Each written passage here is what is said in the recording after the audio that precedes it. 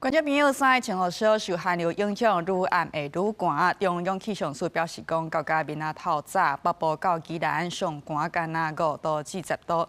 也明仔日是开始，这个寒流会减弱，气温再大大回升。不过真紧哦，拜三到拜四透早会阁有锋面通过来影响台湾。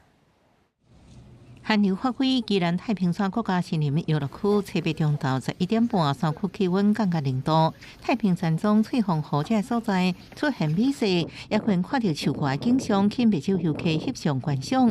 那游客来这看无色，连台北阳明山同款无落雪。这里是阳明山的二子坪，因为寒流来袭，现场当地气温不到3度左右，不过停车场还是停满了车辆。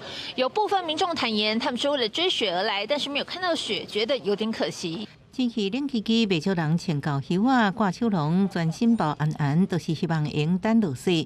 无奈气温无够低，水气也无达到标准，让大家感觉真败兴。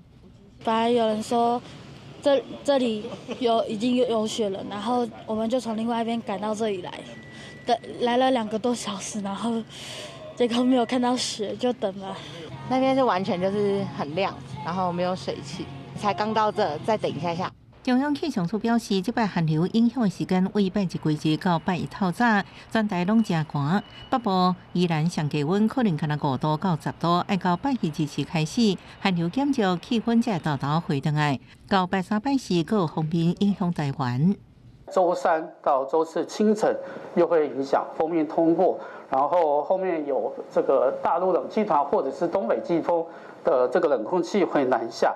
那一直会到星期4的清晨为止。那星期4白天很快的这一波的系统就通过了，然后这个东北季风或大陆冷气团会减弱，温度就会开始回温。气象署表示，为拜5开始，佫会开始回温。过年天气状况目前看到冷空气的信号，暗过会加做热寒，因为还佫一段时间爱继续观察。记者综合报道。